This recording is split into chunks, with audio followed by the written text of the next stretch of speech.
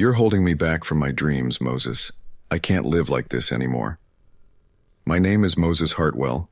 I'm 42 years old, and I manage logistics for Thornbright Ventures here in Nashville, Tennessee. Been married to Bethany for 12 years. She said those words while I was fixing the kitchen faucet on a Tuesday evening. Same hands that had signed mortgage papers and investment accounts to build the life she was now calling a prison. I set down my wrench and looked at her. Bethany stood in the doorway wearing the yoga pants I bought her last month, arms crossed, that familiar look of frustration painting her face. This wasn't the first time she'd brought up her dreams. Acting classes, auditions, workshops. I'd been paying for all of it while she complained about the weight of domestic obligations. "What exactly am I holding you back from?" I asked, though I already knew the answer. "Everything. I should be in Los Angeles, not stuck here playing house. I should be auditioning for real roles, not community theater." She gestured around our kitchen like it was a cell. "I need freedom to pursue my career without worrying about cooking dinner or doing laundry." I nodded slowly. The irony wasn't lost on me. The house she wanted freedom from was the same one I worked 60-hour weeks to afford. The car she drove to those acting classes was registered in my name.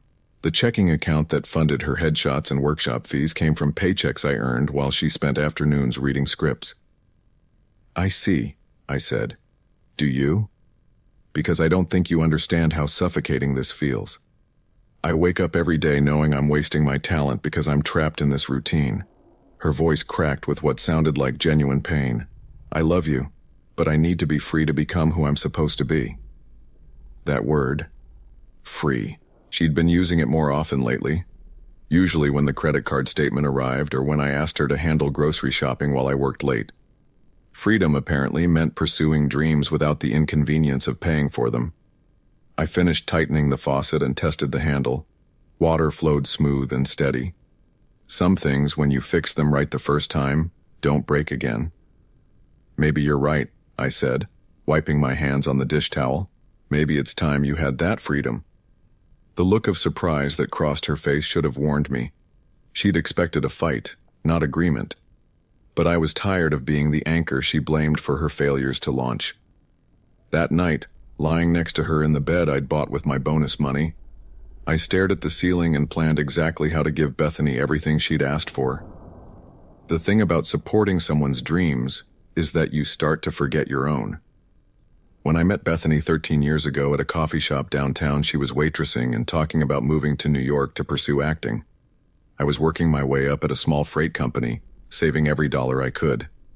She had this energy that drew people in. When she talked about performing, her whole face lit up. I wanted to be part of that light. So I became her safety net. When her waitressing shifts got cut, I covered her rent. When she needed headshots, I paid the photographer. When she wanted to quit her job to focus on auditions, I worked overtime to cover both our expenses. We got married 3 years in. Simple ceremony, just our families.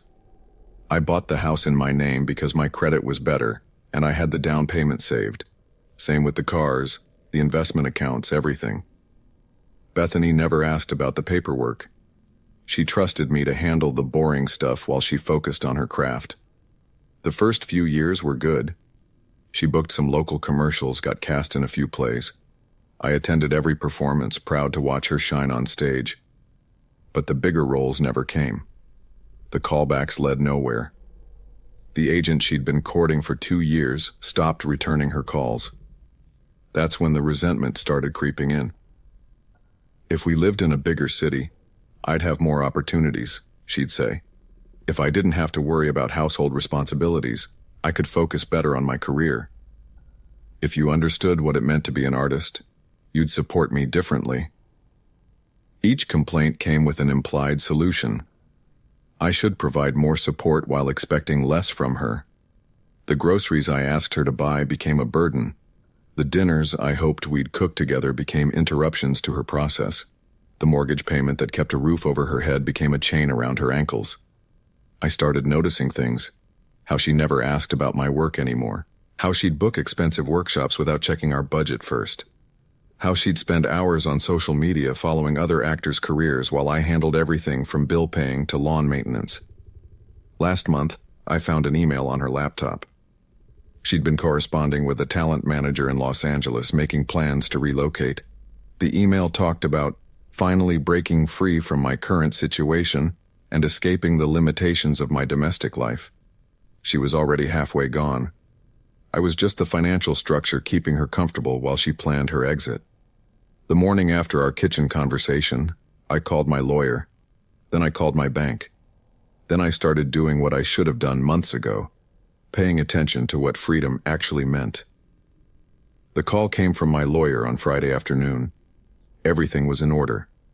The house, the cars, the investment accounts, the checking account.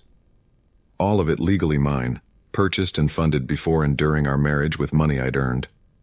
Bethany's name wasn't on any of it. "Are you sure about this, Moses?" David asked. "Marriage is a partnership. Even if the assets are in your name, she might have some claim." "We live in a non-community property state," I said.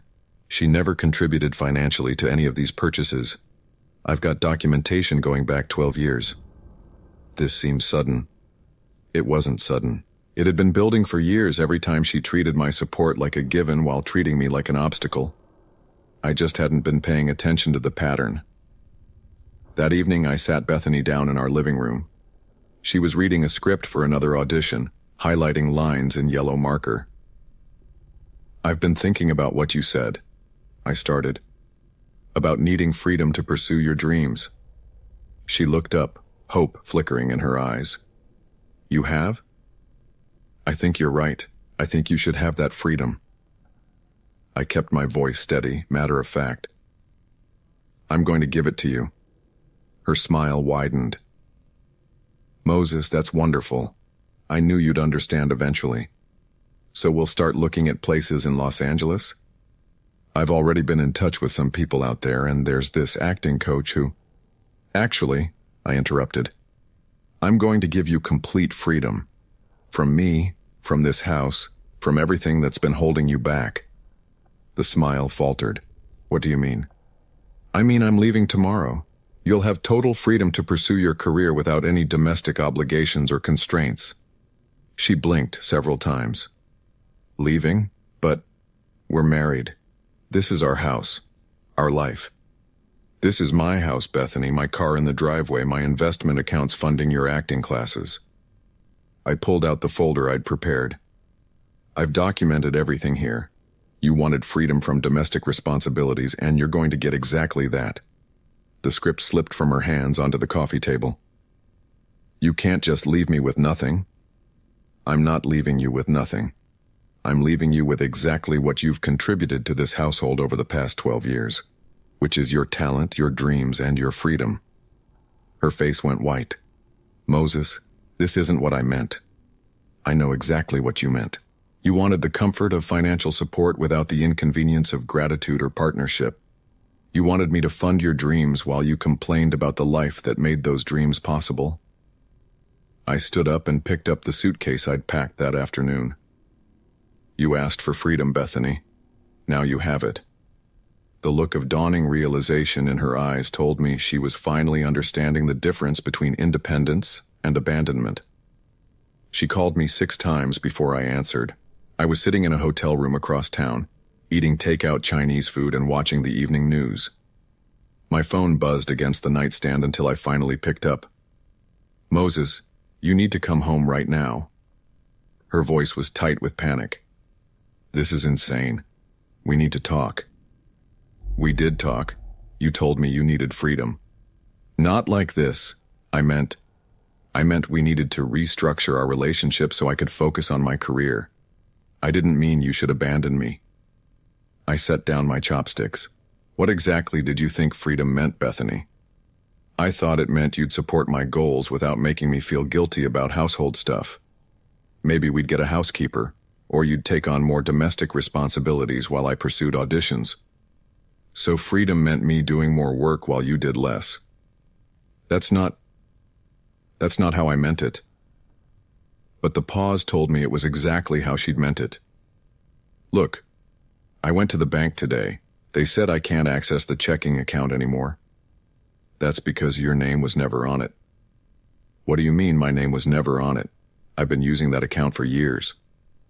You've been using a debit card I gave you with access to my account. The account was always mine. I just let you use it." The silence stretched long enough that I thought she'd hung up. Then I heard her breathing, shallow and quick. "The house too?" "The house too." "The cars?" "Both cars." "The investment accounts?" "All of them." Another long pause. When she spoke again, her voice had changed from panic to something sharper. "You planned this. You've been planning this." I planned to support my wife's dreams for as long as she appreciated that support. When she started treating it like a burden I was placing on her rather than a gift I was giving her, I planned differently. "You can't do this to me, Moses. I'll get a lawyer." "You should. Ask them about marital property laws in Tennessee. Ask them what happens when one spouse owns all the assets outright, purchased with income the other spouse never contributed to." I kept my voice calm. "Ask them how much it costs to hire a lawyer when you don't have access to any money." I could hear her pacing now, her footsteps echoing through the house I'd bought. Our house. My house. This is cruel. This is beyond cruel. After 12 years of marriage, you're just going to leave me with nothing? Bethany, I left you with your freedom. That's what you asked for. I asked for understanding, not abandonment. No, you asked to be free from domestic obligations while keeping domestic benefits. You wanted to pursue your dreams while I handled your reality. I rubbed my temples. You got exactly what you asked for, the freedom to pursue your career without the burden of a house payment, insurance, grocery bills, or a husband who expects dinner occasionally. Where am I supposed to live? Wherever free people live when they're pursuing their dreams. How am I supposed to pay for things?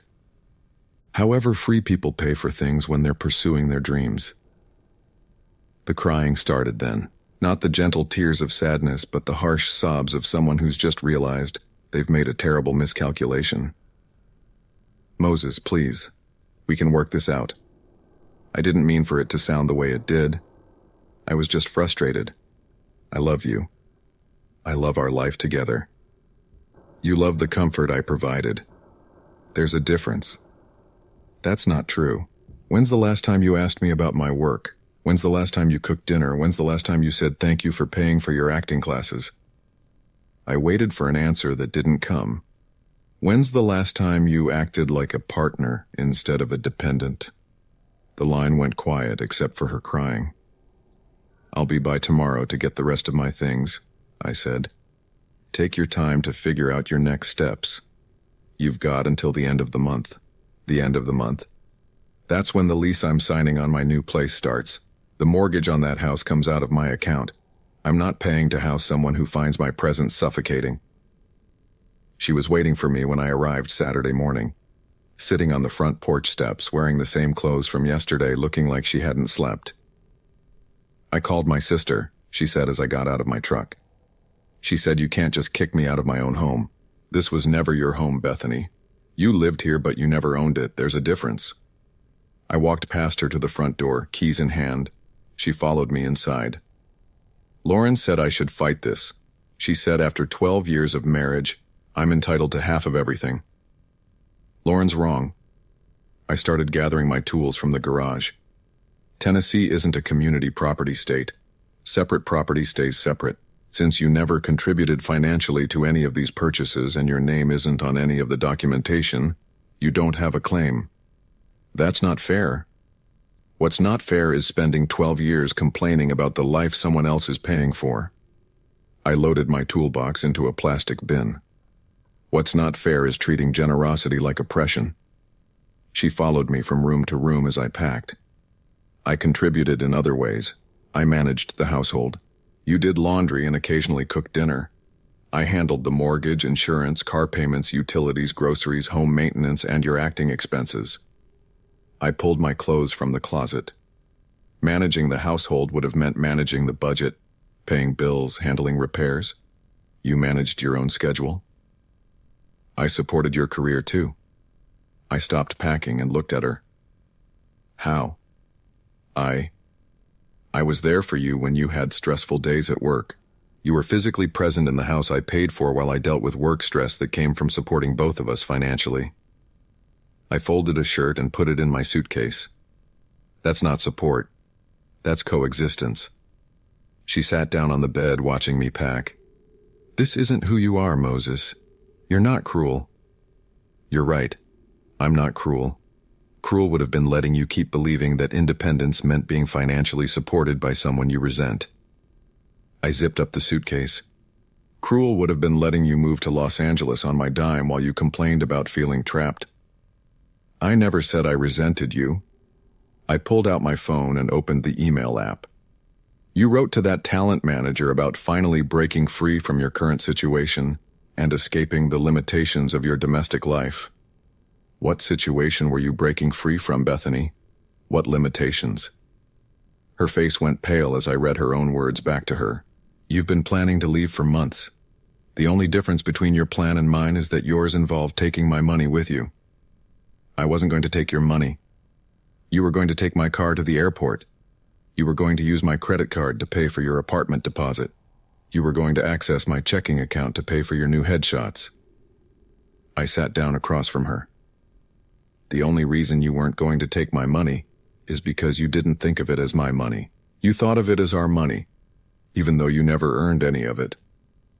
She started crying again, but softer this time. I didn't think about it that way. I know, that's the problem. You didn't think about where the money came from or what it cost me to provide it. You just expected it to be there while you pursued your dreams and complained about your life. I stood up and grabbed my last bag. Now you can pursue those dreams without any domestic limitations at all. The look on her face told me she was finally understanding what those limitations had actually been protecting her from. The new apartment was smaller, but it was mine. 1 bedroom, 1 bathroom, a kitchen just big enough for one person who actually cooked. I signed the lease on Monday and moved in on Tuesday. Bethany called while I was arranging furniture. The electricity got shut off, she said without preamble. The auto pay came out of my account. I canceled it yesterday. You canceled the electricity? I canceled the auto pay on all the utilities. The accounts are in my name for a house I don't live in anymore. I wedged my couch against the wall. You'll need to call and set up new service in your name. Moses, I don't have the money for deposits and connection fees. That sounds like a problem someone with complete freedom needs to solve. Please don't do this. I get it now. I understand what you were providing. I'll be more grateful. I'll contribute more.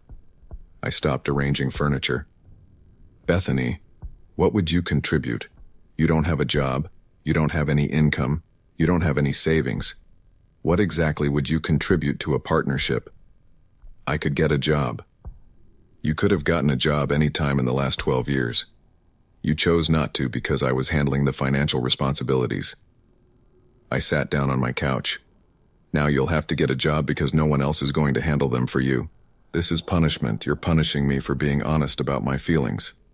I'm giving you exactly what you said you wanted. Freedom from domestic obligations. I wanted us to work together to support my career goals. You wanted me to work while you pursued goals that never included me. There's a difference. I looked around my small, quiet apartment. For 12 years, I worked extra hours so you could chase a dream that was always about you leaving me behind. I paid for acting classes where you learned to pretend to be someone else. Auditions for roles that would take you away from home. Workshops that taught you how to network with people who could offer you a different life. That's not how acting works. That's exactly how your acting worked. Every role you wanted was in a different city. Every opportunity you chased led away from the life we'd built together. Every dream you had involved you becoming someone else and going somewhere else. The silence told me she couldn't argue with that. I spent 12 years funding your exit strategy while you complained that I wasn't supportive enough. I stood up and walked to my kitchen window. Now you have the freedom to pursue all those opportunities without the burden of a husband who expects basic consideration. Moses, I'm scared. I don't know how to live without you. And you should have thought about that before you started planning to live without me. I opened my refrigerator and pulled out a beer. You wanted freedom from domestic obligations. You've got it. You wanted to pursue your dreams without constraints. Go pursue them. But I need help. I need support. You need what every independent person needs: a job, an income, and a plan for paying your own bills. I opened the beer and took a sip. All the things I was providing while you complained about feeling trapped. Please come home. I am home, Bethany. This is my home now.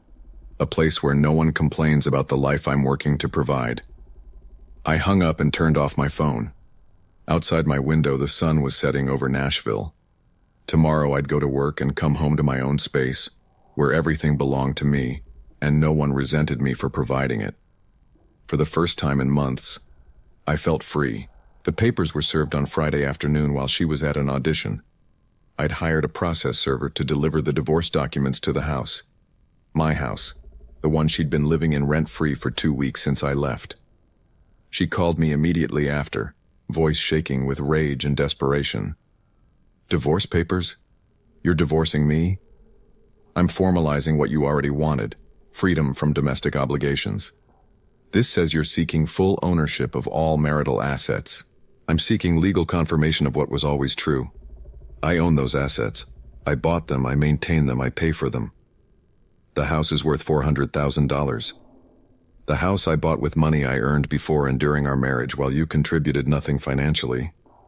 I was sitting in my living room, feet up on my coffee table, eating a sandwich I'd made myself. The house you wanted freedom from. This is vindictive. This is practical. I'm not going to pay a mortgage on a house for someone who finds my presence in her life suffocating. Moses, please. Let's talk about this rationally. We did talk about it rationally. You rationally explained that I was holding you back from your dreams. I rationally agreed to stop holding you back. I didn't mean divorce. What did you mean? You wanted to pursue your career without domestic obligations while I continued to provide domestic benefits. You wanted freedom without consequences. That's not how freedom works. Her crying started again, but this time it sounded different. Desperate. Final. I'll fight this. I'll get a lawyer. With what money? I closed your access to my accounts. You'll need to find a lawyer who works for free or get a job and pay for one yourself. You've thought of everything, haven't you? I've thought about giving you exactly what you asked for. Complete freedom to pursue your dreams without the burden of a marriage that was holding you back. 6 months later, I heard through mutual friends that Bethany had moved back in with her parents in Memphis. She'd taken a job waiting tables again, trying to save money for a security deposit on an apartment. The acting career had stalled when she couldn't afford classes or headshots anymore. David, my lawyer, called with updates on the divorce proceedings. She's agreed to the terms. No contest. She doesn't have the money to fight it. Good. She's asking if you'd consider helping with her moving expenses. I laughed. Actually laughed. Tell her that independent people handle their own moving expenses. The divorce was finalized on a Tuesday morning in November. I sat in the courthouse and signed papers that legally confirmed what had always been true. I owned my own life, my own assets, my own choices. That evening, I cooked dinner in my own kitchen and ate it at my own table in my own house. I'd bought a small place in the suburbs. Nothing fancy, but it was mine. No one complained about the mortgage payment or the grocery bills or the quiet satisfaction of maintaining something I'd worked for. I thought about Bethany sometimes. Wonder if she ever found the success she'd been chasing. Wonder if she learned the difference between freedom and abandonment, between independence and ingratitude. But mostly I thought about the future I was building for myself. A life where my generosity wasn't treated as oppression, where my support wasn't resented as limitation, where partnership meant something mutual instead of one-sided. Bethany had wanted freedom from domestic obligations. She'd gotten exactly that, along with freedom from domestic benefits, domestic security, and domestic support. She'd learned that true independence meant standing on your own feet instead of complaining about the ground someone else was providing. I'd learned something too. Sometimes the most generous thing you can give someone who wants freedom is exactly what they ask for.